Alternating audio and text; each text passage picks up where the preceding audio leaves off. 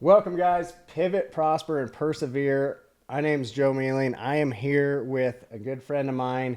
And if you're from the leathercraft industry, you're going to know this man.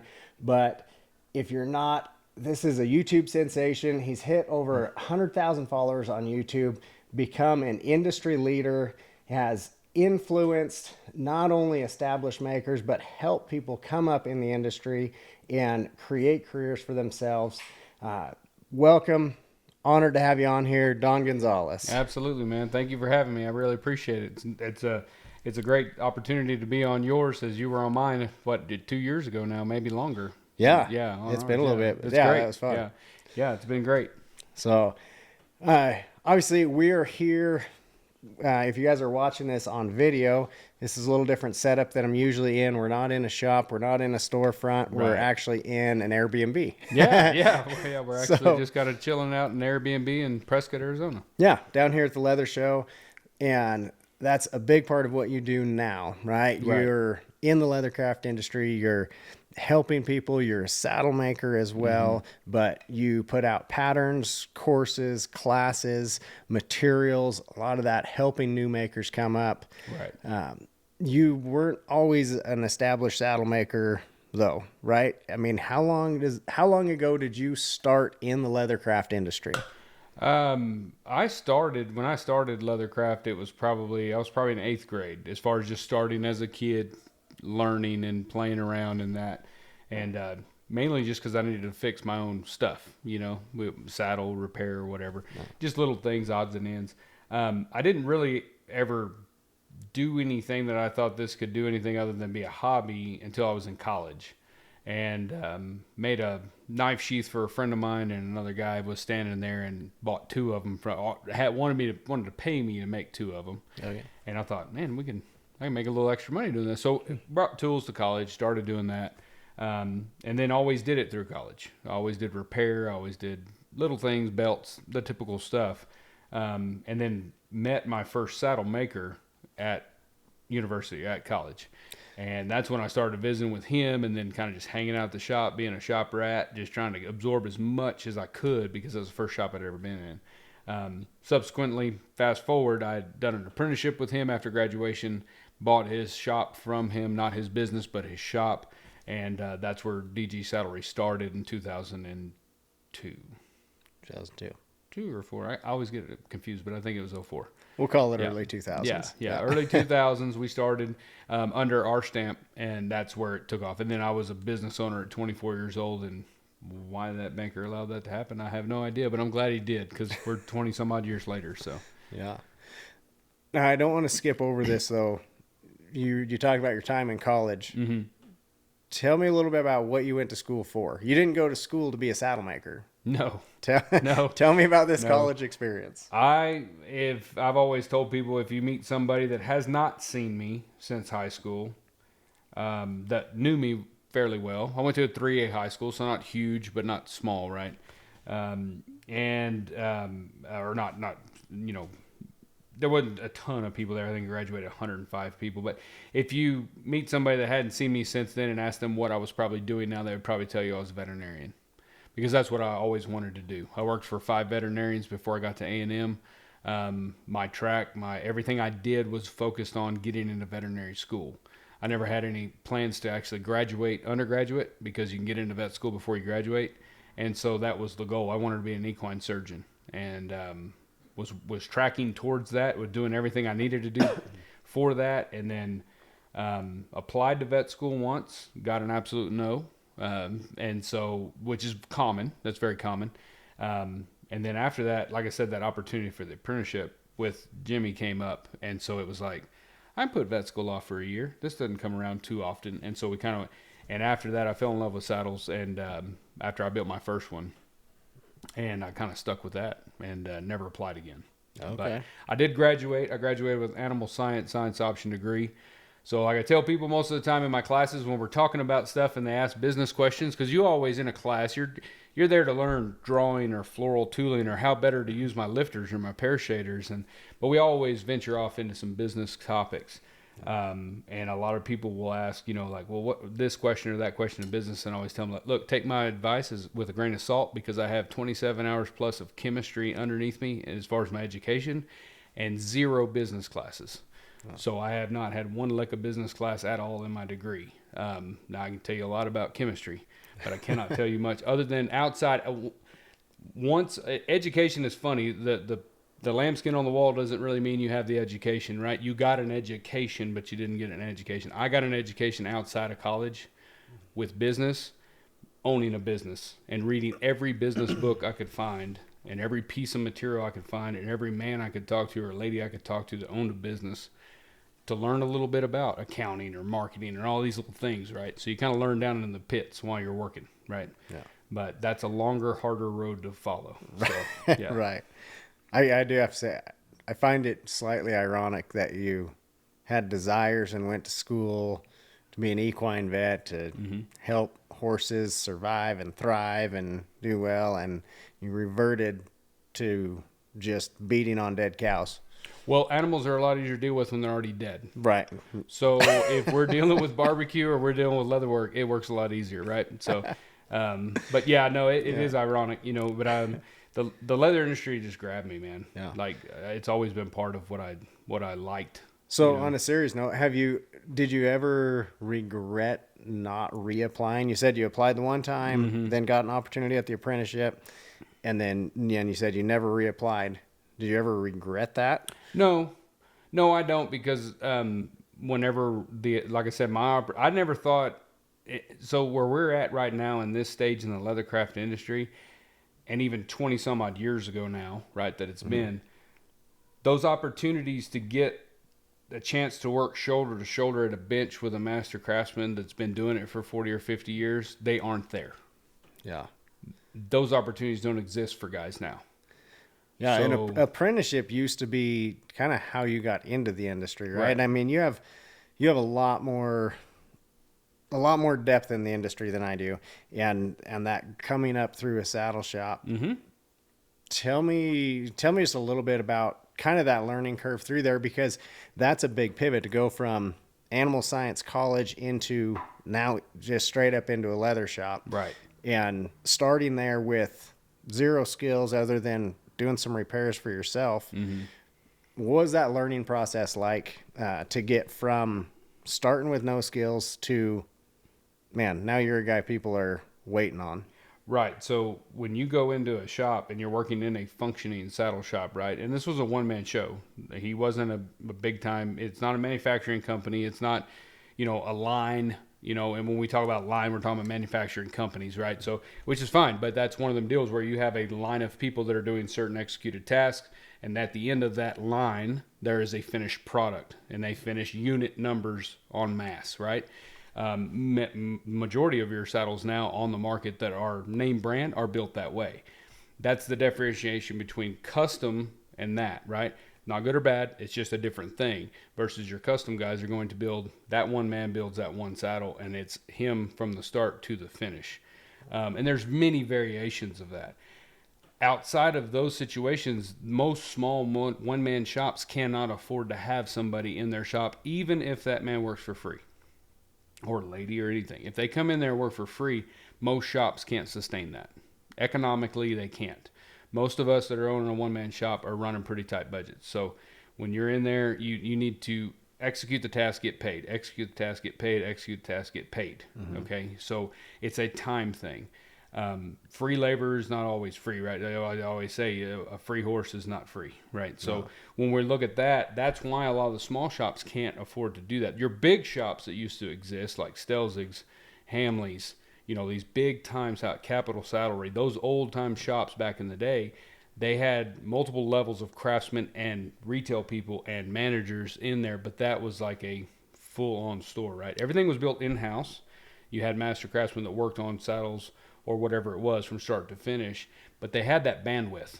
Somebody in there had the time to teach the apprentice. And they needed the apprentices to do things like, and we say it jokingly, but it was true, like do things like slick edges or make coffee or whatever it was. But that's where you started cutting your teeth as you went up. And so if you look at the old guild apprenticeships from back in Europe back in the day, they still have a lot of those aspects in there, and they still have those systems.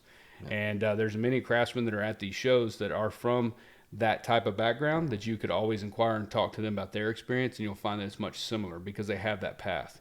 Yeah. When you're looking at that, they had that system where you came in and you worked for a period of time, and that period of time is not a month.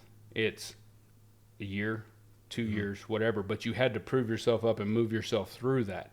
My apprenticeship was not that long. My apprenticeship was not 5 years, of doing everything from spur straps and all small stuff, working my way up. I had a lot of that in there, but it was compacted into about a year, 2 years. Did you find that you grew in your skills faster than you would have otherwise, just trying to figure it out on your own? Exponentially. Yeah. Exponentially. There's nothing, and I tell people this all the time, because you have it and I have it as far as online coursework. Mm-hmm. We have classes online. We do classes at these shows. We do classes or YouTube videos where we're trying to teach you something. Those are all very valuable, very valuable. That's what's changing the industry right now, is that all that information is out there. But nothing beats shoulder to shoulder at the bench. Yep. There's nothing that can beat that. I had been tooling since that's one of the first things I started doing was tooling when I was in 8th grade or 9th grade, whatever. When I started piddling with leatherwork was tooling. I was really interested in the artistry because I drew. So I've always drawn. In doing that, I thought I knew something about tooling, and I did, and I could tool something. I could make you stuff, and it didn't look horrible, too horrible. Now, looking back, it looked really bad. But looking there, when I went into that shop and started working for Jimmy, I didn't get to tool at all. There was no option for me to start to. I did a lot of the things that he did not want to do. That's an apprentice's job. Yeah. Because in that work, you're learning those skills that you need to be able to do it correctly later without thinking about it. Mm-hmm. I know a gentleman that builds boots that I don't know what his time was, but he sewed welts for like a year or something. I don't know how long it was. Yeah. Sounds monotonous, but he's a master bootmaker now. Yeah. And when he sews welts, it doesn't take him any time, and he doesn't even have to think about it. But that's what you have to do to really get that skill set embedded in your mind. But when it comes down to the tooling part of that, I would be tooling something, and I would just be doing my thing, and Jimmy would walk by and say, "Let me show you something." And it would be something very small that would change. Like it would just like a light bulb go off, right? It's that one little thing. So like if you're in a class with me and if I happen to stumble across something that I say that makes that light bulb pop on for you, then thank you. I'm happy for that, right? But if I do that, that's what happens in a shop daily. Right. So when you're working, if you and I are working together, you're going to teach me stuff. I'm going to teach you stuff, not because we want to help each other as much as it just happens. It's going to happen because you're working together. And so that's where that benefits a lot. Yeah. I think it's interesting too, just you think about the way everything was when you look back and say, okay, these apprenticeships were happening, 20, 30, 40, 50 years ago, whatever. And not as much now, not as much opportunity for that, but also society's changed a little bit too. Oh, a sure. lot of people don't want to put in necessarily that hard. They want it now. Right. And by wanting it now and wanting to skip some of that hard time stuff, they're actually taking longer. in a way, and I feel that because I'm that way too, right? Yeah. I want stuff now too. Like when I decide I want to try something, or I see a new skill, or I want to do something, or even a new piece of tech or something for our businesses and what we're doing, I want it to work tomorrow. I want to do it now. So I feel that, I understand that, but that's our culture. We want to do stuff. Things move fast. What you bought today, 6 months from now is obsolete. Right. Some of this hardware is going to be obsolete, right? Some of our software that we use for our companies is going to be obsolete. Tools, Leathercraft, they don't really change, right? But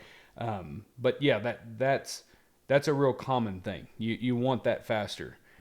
It's hard to do, right? But I think it can be done. And the good thing right now with technology is that it's put out so much information from so many quality craftsmen out there. Yes, there's a lot of stuff out there you got to kind of work through, right? And it's just one of the things. And it's not that there's any wrong information. There's just information that may be better vetted, right? Like as that craftsman grows, he's going to find out he or she has a better way of doing it, right? And so we're all at a different level. So that's the only thing you have to kind of discern as you're working through all that stuff. But it's so fragmented. Mm-hmm. You have to go find the piece you're looking for at that moment. Versus in an apprenticeship, they were if you're doing those old style apprenticeship, you were put in the fire basically, so you stumbled on those things you didn't know you needed to know really quickly, right? Because you got handed a box of parts and said, we need these done with this, done this action, this task, and you had to figure out how to do that and do it quickly, right? And so those are those things that forced you into that. Unless you decide I'm going to build this project, you may have never been confronted with, how do I make zipper tape the right length for a project I don't have a zipper that's long enough for? Yeah. Right. If you've built the project and they said, go buy a 7-inch zipper, you go buy a 7-inch zipper. But now what if I hand you one that's got a 10-inch zipper and you don't have one?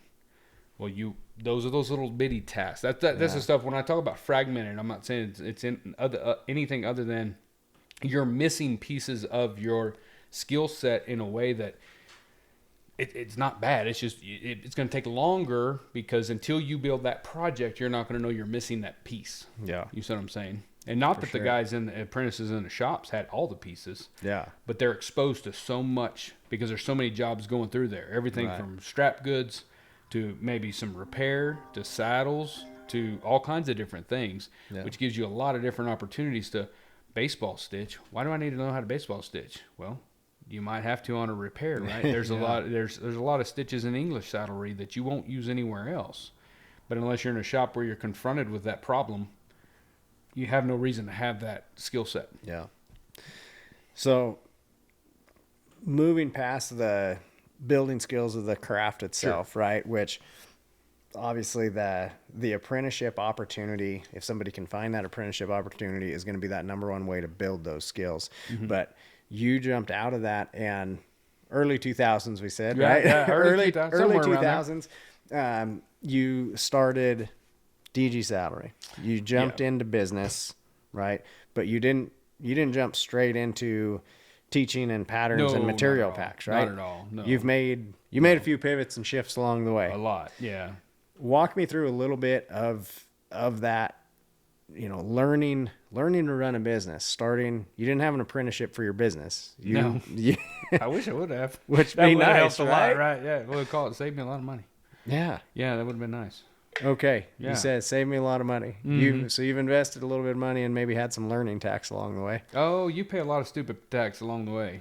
Yeah, you're going to pay that stupid tax for sure. Tell me about some of that. Yeah. You just don't know, right? If you haven't been, and I'm not against college. I've got a degree hanging. Right. I don't know where it's hanging, but it's hanging somewhere. But yeah, I'm very, very much for that, right? But there's a lot of that stuff that you don't know. Again, just like in the shop, it all goes back to just that same apprenticeship thing. If you don't know you're missing it, you don't know you need it. Yeah. Right. And until you get a knot on your head, you don't know what you did wrong. Right. And I've always told, like I tell my kids all the time, is they'll get mad because something didn't work out. I say, you will learn way more from things that didn't work than things that do work. The things that do work, you usually don't remember. Yeah. Because it was too easy. But the things that hurt, you don't ever do those again, right? You learn that stuff. And so in business, that was our deal. Like when we started out, I had no accounting knowledge. What was your business plan starting out? What were you planning to do? What was your goals? Like, where were you headed? What was your direction when you started? All I wanted to do was build saddles. Okay. I wanted a book full of saddle orders. That's all I really wanted. And Jimmy had a shop. He wanted to sell it. He wanted to move home. Mm-hmm.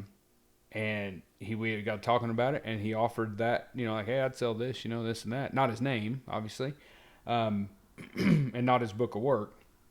He was 3 years out when I worked for him.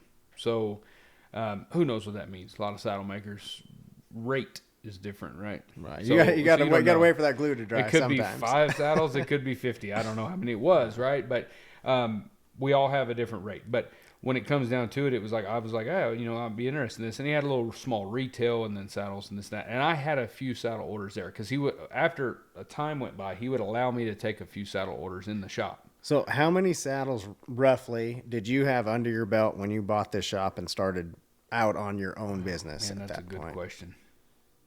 That's a good question. Are we talking 5 to 10, 5 to 10, 10 max. to 20? Okay. 5 to 10 max. Okay, real small.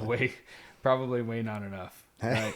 So the thing I've heard a lot of people say, and I'd probably agree with them, is that you don't really feel confident, and you still really feel like you don't know what you're doing, even at Saddle 100. Okay. But you feel more confident, right? How many would you say you have now? Best I can figure, there's 480 something on underneath our stamp. I did not build all of those. We've had a craftsman that have worked with us in the shop, 2 in particular that we allowed to put their initials in our serial number. The first 2 letters are the initials of the lead on the job. So it was his baby in his work area. He was building it by himself, but we might have helped, right? If we get busy, I may sew fenders for him, or I may sew rigging for him, or put skirts together, plug skirts, whatever, but it was his responsibility. So we had 2 other guys that worked in there. Well, 3 technically. But anyway, if I go back and just count the DG ones, because if you look at one of my older saddles and it's got DG and then the serial number, that means that was my job, right? That was one I was working on. I think the last time I counted it was 280 or something like that. So I feel like that's fair. You know, when you talk to the guys that are real long in the industry, I mean, some of those guys, I've heard numbers as high as 1,000, pushing 1,000. That just blows my mind, man. But we averaged probably 15. Back in the day when we had guys in the shop, we averaged probably 15 to 20, 25 saddles a year, max. Max. When I was by myself, after a couple key people moved on to bigger and better, brighter futures there, things they wanted to go off and do, I was averaging 12 to 15 a year, which is pretty good for one guy, I feel. But so you bought the business in early 2000s. When you bought that business, did it have employees, or did you start with it was just you? When I bought the business, it was just me, and my brother actually worked for me some then too. We worked the shop. We hired our first employee, a great kid. He was in high school and they had a summer job kind of deal. Knew him from some ropers we had known and stuff. And hired him as just kind of a repair guy. That was the very first employee I'd ever hired. And how far into the business were you when you did that? Probably a year and a half.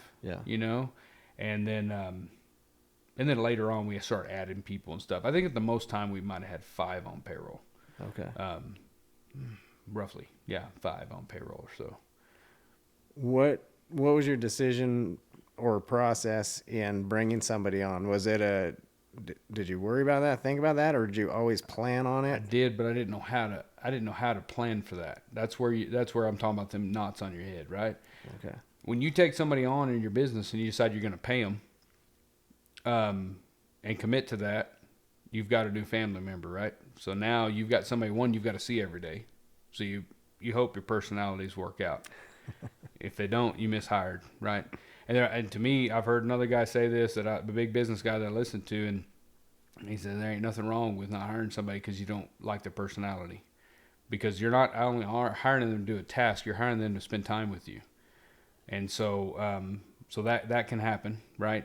But you're also committed and saying, I will pay you for the time you spend here, right? And that doesn't mean if the business is profitable, I pay you. That means you will pay them. And so that now is your responsibility to make sure the business makes enough profit to be able to support everybody that's in there, including yourself. And so that's where that kind of got. So I didn't really have a plan. I just knew I needed some help, right? And maybe I did, maybe I didn't at that time. It was kind of hard to tell because I didn't really know how to justify because that is a real hard deal to figure out. When do you actually need somebody standing at that bench 8 hours a day? So looking back on it, would you advise somebody, or how would you tell them to make the decision between hiring somebody on full-time or part-time versus contracting out some parts and pieces or different work of their as far job? As where I'm at right now, my stage of the game is I would push it off as far as possible till it's so painful that you cannot afford not to hire somebody. Tell me the benefits of that. Probably boils down to just a definite yes. I've gotten to where now if it's not a definite yes, I don't do it. If I'm kind of like, it might work, I don't do that. I don't do those things. I try not to do those things unless I'm the one that I don't like win-lose situations. I like win-win. If it works, great. Hoorah, that's awesome. If it doesn't work, that's great too. You know what I mean? We learned something. But I don't like the situations where if it don't work, we're in a bind. Gotcha. And so I try to keep all our decisions that way in our business to where if we really camp on something and push something and build something out, maybe we have investment in that, but it's not going to wreck the rest of what we already have going on. It can't do that. It has to be in a bubble. And if it wins, it wins. If it loses, great too. Now we know that didn't work. Yeah. Right. So what were some of the shifts along the way then to go from, hey, I'm going to be a saddle maker and build I'm nothing, but I want a full book of saddles. And then you had some shifts there. You started adding other things into the business. What was the first thing you added? Did you start teaching patterns, materials, products? That was never my goal.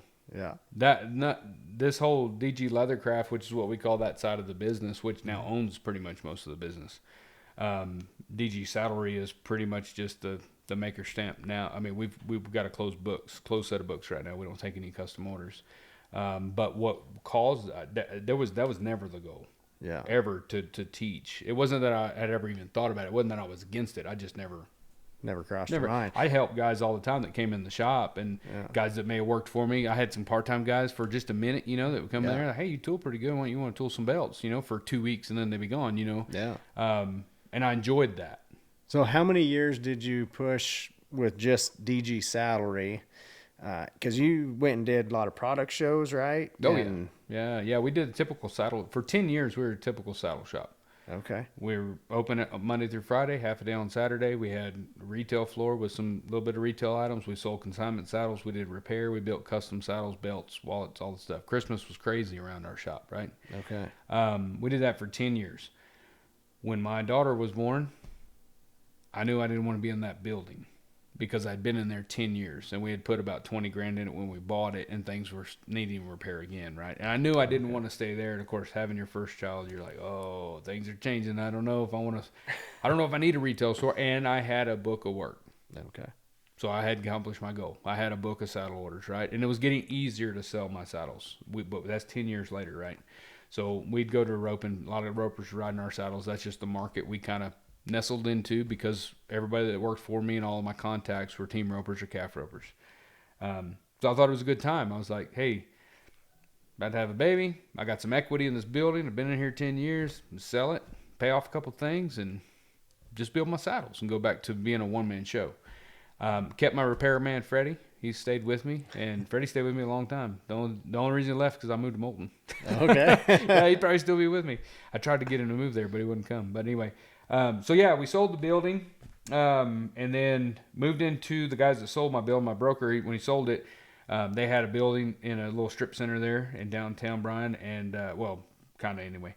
Moved into that building, and that was where the very first YouTube video, one of the earliest ones, was made. Because it was just me and Freddie doing work, and all the time people call and like, hey, how do you antique? I'm just starting leather work. How do you antique this? And I was answering, helping people. Mm-hmm. And I was kind of playing with the YouTube thing. I had a YouTube channel, so to speak, but I never put anything on it. And I thought, I don't know, just do a video on simple feather, carving a feather. You remember what year that was?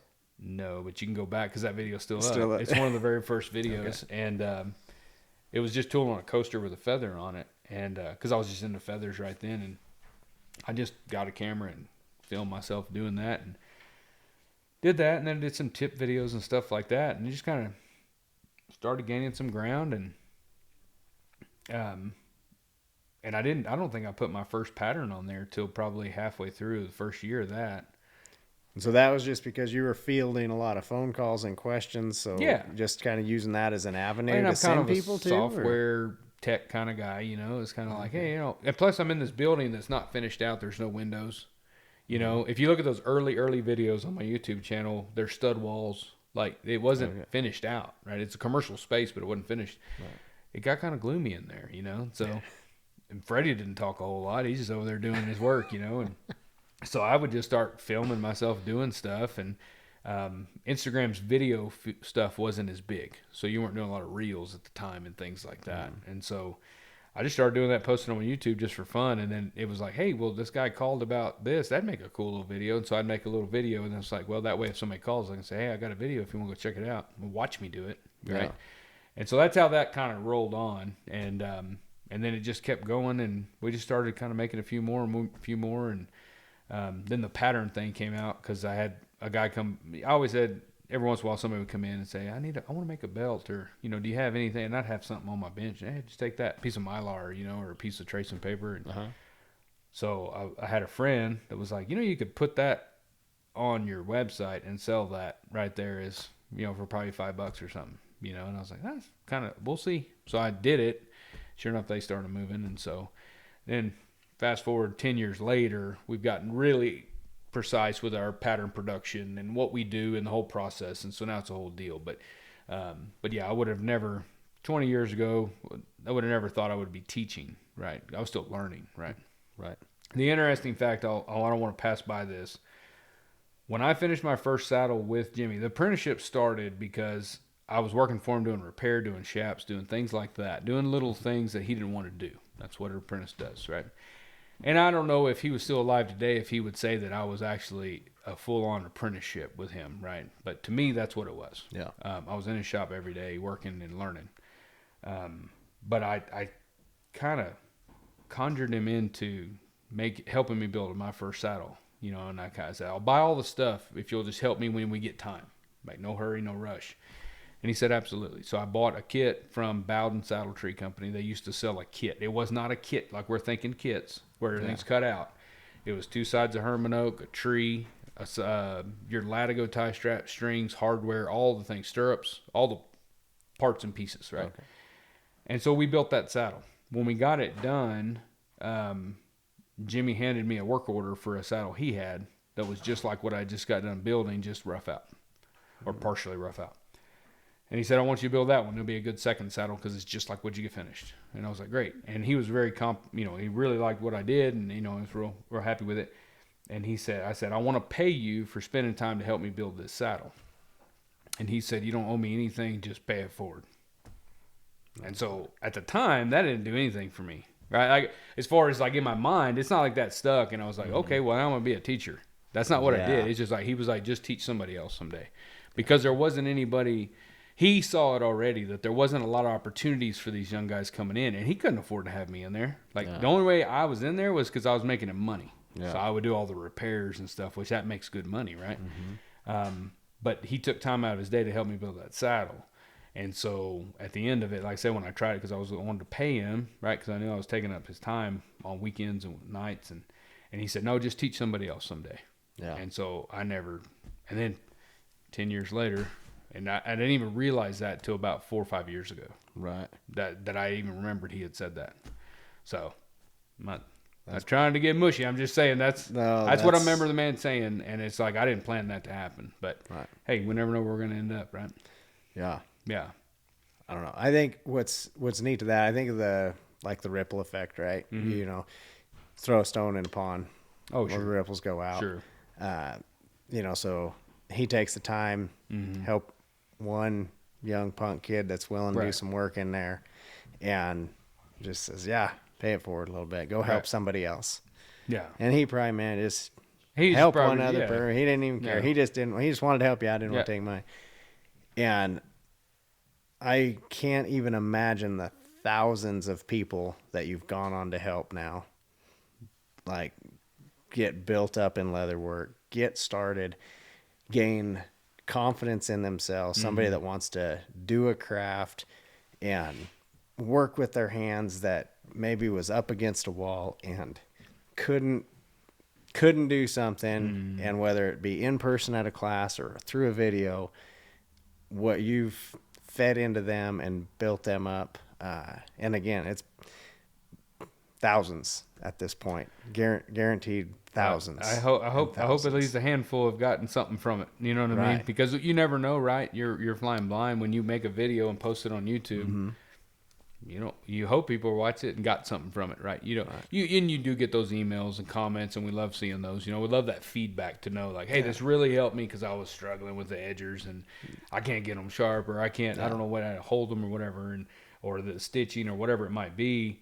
So we love getting that feedback, but a lot of times you don't know. You just put it out there and hope it's a question somebody's asking. Because when I'm coming up with content, like a lot of times, and I don't know if you do this, but I don't comment a lot on our social media stuff. I don't do it for any other reason than I don't have the bandwidth for it. Yeah. And I set that standard years ago whenever we had a decent following, but it wasn't big, right? Yeah.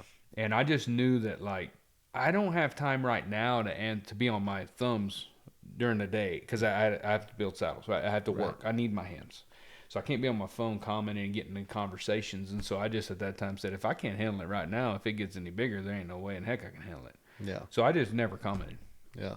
And that's just been kind of status quo for me. I know that's not the right way to run your social media. Maybe that'll change here pretty soon. But in general, it's worked for me because I don't want to get into, if you have a question, you call me and you can, hopefully there's a lot of folks out there that are nodding their head right now saying, yes, I called him and he spent 20, 30 minutes with me on the phone explaining how to do something over the phone, right? Like I can handle that, sparingly. I can't do it all day long, but if we can, we'll try to do that. But yeah, there's just there's a lot to it, and you hope that when you put something out there, what I was going to say was I get questions from people so there and that, and I'll get content ideas from that. Because in college, I always said, if one of y'all are wanting to ask a question, there's 30 in here that are thinking the same thing, so ask it, right? And so I always encourage people in my classes too, and they probably heard me all this week, Don't hesitate, throw something at me, holler, whatever. If you have a question, if you walk out of here and you didn't get your question answered, it ain't my fault.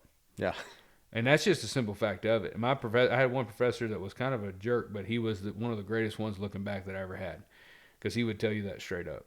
You're here to learn. You're the one paying. I work here. You know what I mean? So if you don't ask the question, it ain't my fault you didn't ask it. So don't ever be scared to ask. Even if you're, some of the guys don't like to give that information, and there's still some out there that don't want to, and that's fine. I respect that. I do. I really do. Because a lot of us, some parts of what I've learned, and some guys too, a lot of what they've learned, they had to figure it out on their own. I understand that, right? And I respect that from being from that era, right, where we didn't have an option but to figure it out for our own. But that doesn't mean somebody else won't show you, right? Yeah. And so that's cool. Just be respectful and get what you can, and if somebody is willing to help, listen, see if it works for you. Right. Yeah. No, I think it's great, and I think the as much as you pour out into the industry, the ripple effect of that and what that's going to have, because how many of those people are going to go on, continue on? Some of them may not continue on. Yeah. How many of them will, and then go help other people? Like, man, what that one guy did for you in the shop, what that spread out to, very, very cool. Yeah, I think it's cool. Yeah. I think it's cool. On the business side, I don't want to keep you too long on here, but I do have to ask, if you were going to speak to somebody who was early on getting started in their business or wanting to scale one up, what's some of the biggest advice you'd give somebody, biggest skill sets to learn and to work through to help them grow? Are we talking from a Leathercraft business standpoint or business in general standpoint? Let's start with a business in general. Okay, business in general, scaling that up. Is that what you're saying? Like they already have a business and they want to scale it up. Yeah, we want to start a business or got this idea or something like that. Biggest thing I'm going to say is, for me, is probably two things, and they're going to be, because those are probably the two things that I worry about the most and have had the most trouble with over the years, and that I think have the biggest return. And that's first, marketing.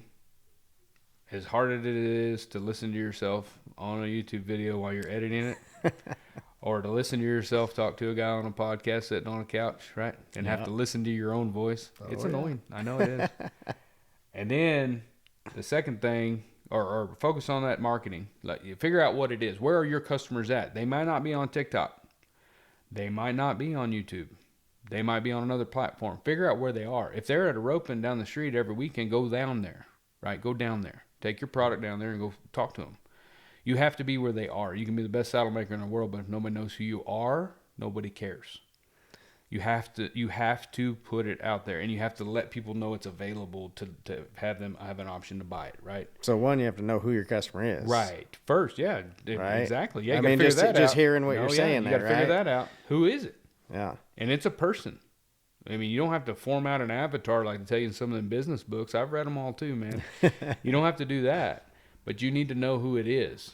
It might not be calf ropers.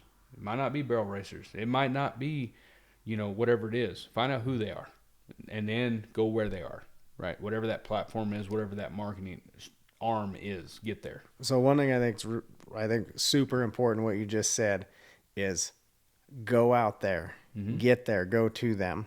So many people run across, and the question I hear, well, how do I find people to buy my stuff? Like, try to find people to sell to. It's not finding and trying to attract them to you. You're saying go get in front of them, whether that's on a platform or in person. You're talking about going and getting in front of them, right? Dave Ramsey always says something that I always found funny is you go out of the cave, kill something, and drag it home. So if you're gonna go out, you're going out there, right? If you don't go to the roping and shake some of these guys' hands and talk to them and show them your saddles or look at some saddles that you have there and about some concerns with your customers, they see you on that dirt in the back end of the warm-up pen or whatever. If they don't see you there, they don't see you there. You understand? Does that make sense?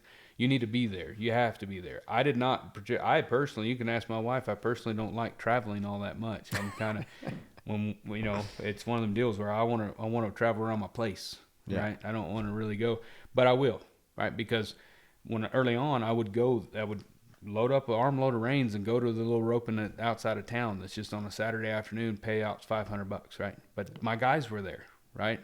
I don't need to be sitting in the shop. That's what later on we closed the shop on Saturdays because I figured out real quick I was open from 9 to 2. All my customers were at ropings on Saturdays, particularly in the spring. I didn't need to be in the shop. I need to be at the roping. Yeah. At least to go say hi, right? And so that's all we're doing on social media. I mean, it's changed now. When I started, I didn't have Facebook, I didn't have any of that. But now it's all changed. So if all your folks are on TikTok, I know you know them too. All these craftsmen, they have huge followings on TikTok. Their customers are on there. That's awesome, right? You're in the right spot. Yeah. If you're not building a following, you might not be in the right room, right? You got to find out where your customers are, and then market to them the things they're interested in. And it's not always buy this. Sometimes it's just, hey, check this out. Yeah. No, you can't buy it because I'm building for somebody else, but isn't it cool? You see what I'm saying? Like you're not always trying to sell them something. You're trying to interest them or entertain them in the interest of what you're doing. Yeah. And that's what early on, I used to have a lot of people when we started growing on Instagram, Facebook and stuff, they would say, man, other business friends of mine in other industries would say, how do you get that many followers? I need some help. We'll pay you to consult. I was like, oh, whoa. I'm not. Like, I am not a marketing guy, right? I just happen to have it. So how did you do that? Can you help us? We want to do that for our company, and a lot of big companies come in late. This has been around forever, dude. Yeah. I think Facebook now is almost old enough to buy a beer. I think. Yeah. It may be a couple years off. Everybody thinks it's been around forever. I don't know if it's old enough to buy a beer. But when you look at it, a lot of these bigger companies came in real late, and then they're trying to build up now. But then you got all the creators that were on it from the start, right? Early adopters, right? And like I told them, I said, I didn't do anything. I don't know what I'm doing. The only thing that helped me was what I do is visually appealing. Yeah. If I watched a video the other day for 30 minutes of making chain.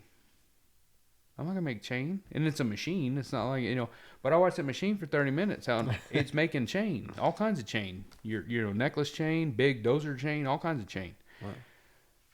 If it's interesting, people watch it, right? If it's interesting, you'll look at it. It's a picture, a photo, whatever. So I said, you don't just post like, hey, we got these fittings for these pipes on sale, 30% off. You don't post that all the time. You need to post stuff that's interesting to people, right? Providing some value for them. Yes, there because whenever when people get really, really, especially nowadays, you get real kind of blind. We see so many, I don't know what the crazy number is every day, how many ads you see. It's like in the tens of thousands, right? Yeah. So our brain learns to block that out. Yeah. And so if people want something from you, they'll come find you, but they need to know where to find you, and they need to see you often enough to be reminded that you exist. Yeah. And that's my biggest deal on marketing. And like I said, I don't have any background educational-wise on marketing other than reading a bunch of books and then spitballing ideas and seeing what works, right? Yeah, but showing up, being consistent, building that trust, over that consistency. Because relationships matter more than transactions, right? Yeah.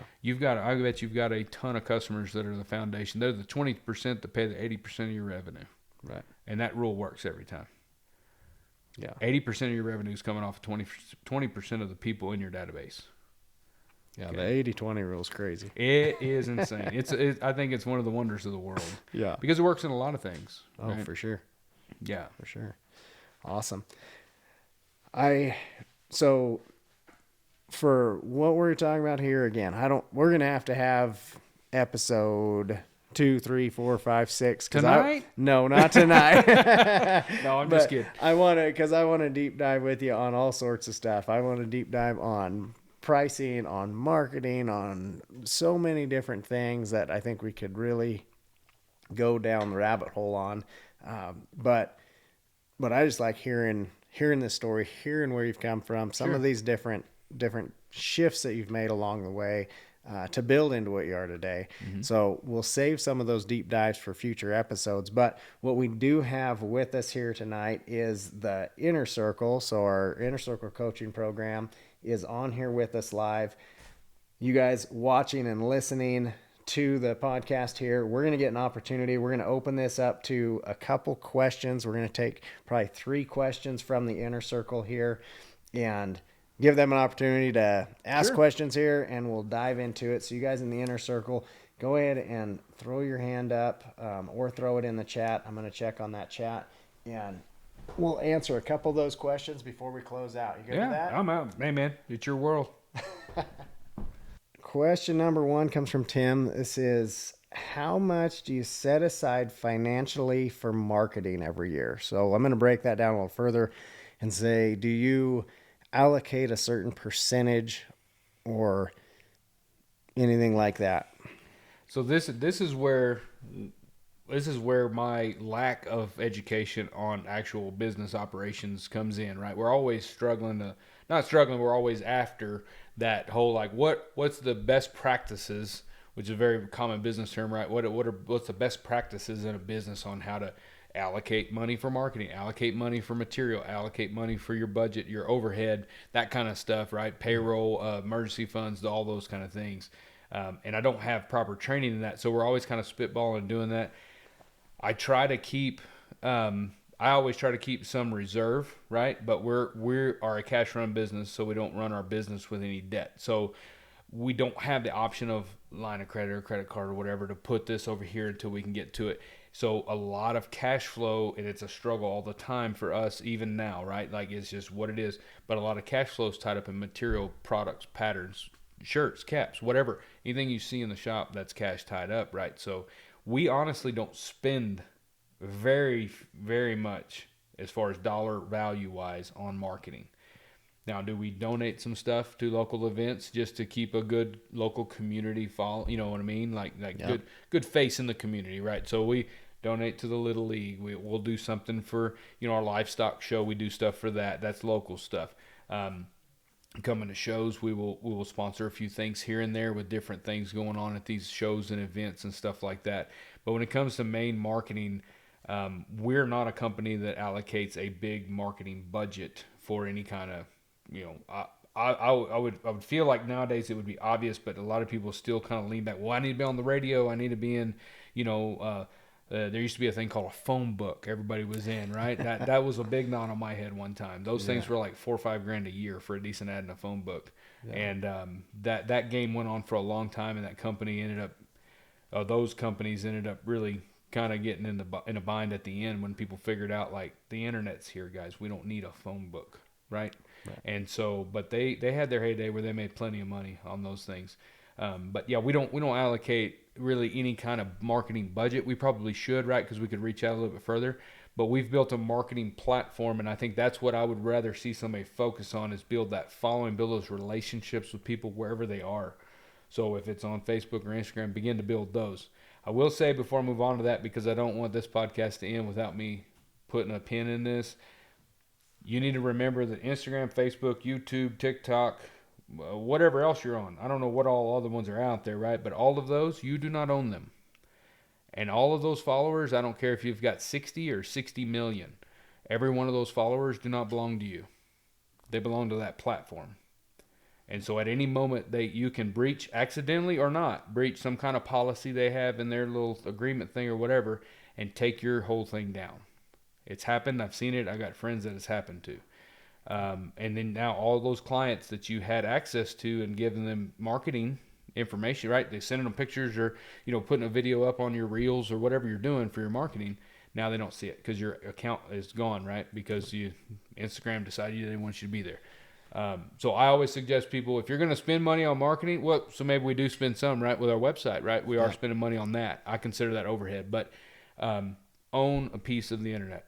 You need to own your website.com, whatever it is, right? You need to own that. Now, we've talked about it before too, within that website or within how you run it on the backside, but there's another list that's real valuable. Is your newsletter list or your email list. Okay. You have to start that. If you haven't started, start it yesterday, right? Like, you need to start that. You and I had a conversation about Gary Dunshee from Big Ben Saddlery. He was doing this in the late 70s with phone numbers and mailing addresses for his catalog. Yeah. He's doing the exact same thing. 40 years later with his and Big Ben Saddlery is a big company, right? I really love that company because I followed them for so long growing up and stuff like that, and then always admired what they've done. He's doing the exact same thing now, but he's doing it with email addresses. So being able to contact your client, once you turn, we always call it in Instagram, Facebook, that social media marketing, that YouTube marketing, we call that turning eyeballs into emails.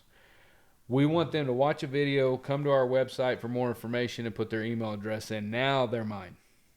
But they're not mine on YouTube. All that 105,000 whatever followers on YouTube, they're not mine. Yeah. They're YouTube's. So I'm trying right now, everything we do. That's why if you listen to any one of my videos at the end, I say, thank you for watching. Please go to dgsaddlery.com. Please sign up for the email newsletter, right? Yeah. We want you to do that because I want you in my house. I want to invite you into my house, and I want to be able to contact you if we've got something that might be interesting for you or whatever else we got going on. I can't do that through YouTube other than post a video, and hopefully you'll see in the feed, right? So I would suggest for people, I don't care about dollars. Do what you want on the dollar side. I'm not a brainiac when it comes to math and accounting, but be sure you own part of the internet and you got a newsletter list started. Yeah. Emails. Which is great because I think especially somebody starting out, it's such an affordable way to go by leveraging the organic content that's available out there. Absolutely. So yeah. Good. Okay. I got another question here. When you were trying to build saddles daily, how did you manage your social media? And so I would say like your funny workload and your social media. Yeah, I'm not saying it's funny like funny. I'm saying it's funny because like I don't know how I did that really. You know, like it's really nuts. But what I do is like anytime I'm working, you got a phone nowadays. It's easy. Your phone's in your pocket. You know, you got really nice gear. You know, you've always had a really good camera. Your footage on your videos, by the way, is always really good, really high quality. A lot of my early videos were shot with a GoPro, which is one of the worst images, you know, as far as just like the image quality. Now we're shooting a little better camera, but man, 99% of the time I don't have that on me. I have my phone, right? And so you get in the habit of just having your phone. It's always with you. And just when you're on your bench and you're working, you see something that looks cool, take a photo and post it. And if y'all watch and you go through my Instagram, a lot of times I post and ghost, right? Like I post it and I'm gone. I don't even put a comment, a hashtag. I don't do any of that. I'm just trying to give you a glimpse of what I'm working on today, right? Like what's going on, or this thing looks cool. And so we'll post a picture of that. Should we be doing the other things? Yes, you need to try to work in the other things. But I think if what you're doing is interesting and it catches people's eye, it doesn't matter what the algorithm says. It's going to rank, right? Like it's a cool thing you're working on, right? So back in the day when I was building saddles, that's pretty much what I would do. I'd just be working and you got glue time waiting and all that kind of stuff. But again, another reason why I didn't comment a lot back then and kind of carried that on is because I didn't have the time to be commenting and checking messages every 2 or 3 hours and all that kind of stuff. And so we just didn't do a good job on that end of the deal. You know, emails, phone, we try to do our best on that. We're not perfect, but we try to do our best on that. When it comes to social media stuff, we just, you know, hey, if we happen to comment, great. If we don't, you're on social media. I'm not gonna get into a long conversation. You know, call us. We'll be glad to help you. You know, right. But yeah, you can do it while you're building saddles. You got a lot of downtime. You're waiting on something to case or something to glue to dry or something like that. So just keep your eye out for those cool little scenes, right? Yeah. The things you think somebody else would think was cool. So can I read into that a little bit too? Of it doesn't have to be perfect. Just post it. No. Like Nope. If you now, our buddy Steve Van Plu, he's a photographer and he's a videographer. The guy that helps me with my podcast, he's a videographer and a photographer. Yeah. Both of them have told me too, like that's their job. Their job is to make sure the light is right, the brightness right, contrast right, saturation's right. All these things are right. It's framed up right. Don't take 40 pictures, pick the best one. But we're not photographers, right? So do your best. If it looks cool to you, it probably looks cool to somebody else. I mean, just think about all the stuff you're interested in on your Facebook feed or Instagram feed or YouTube or whatever. Are all the videos you watch perfectly lit with tungsten lights in the background and a dim,